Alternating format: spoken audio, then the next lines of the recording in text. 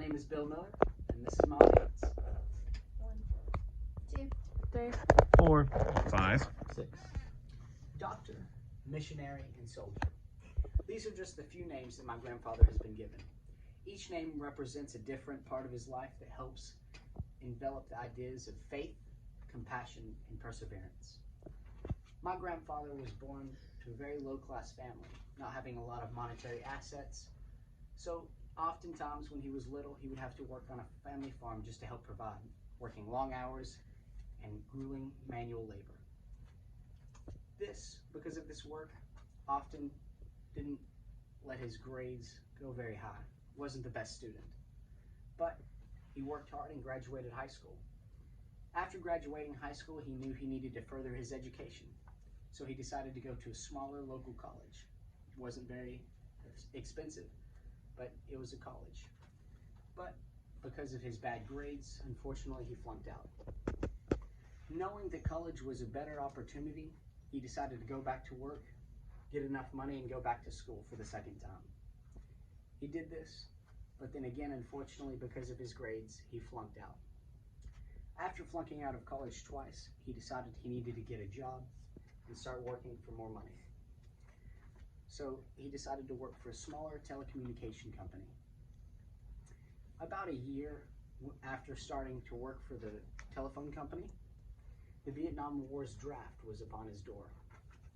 Close around his family and friends, and so he decided to take his place of somebody else, and he volunteered as a non-combatant because of his faith. The only option for a non-combatant during the Vietnam War was a medic. Now, you wouldn't really think that a medic would be the best option for somebody who has flunked out of college twice, not had very good grades even in high school. But for my grandfather, it was the best thing that could ever happen to him.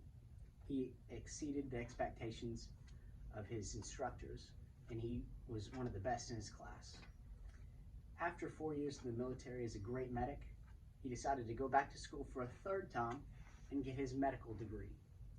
He succeeded, got his medical degree, and later used it to make his own practice and eventually build his own hospital.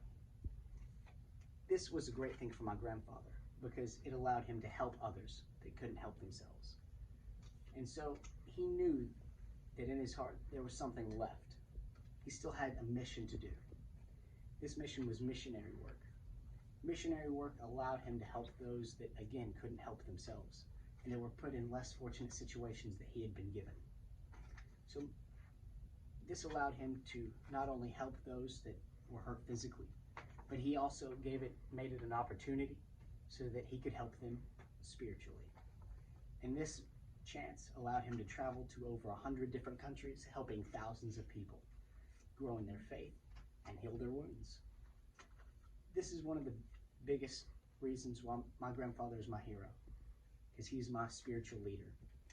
He has always taught me from a young age that Christ is the most important thing in your life, and he's always been there.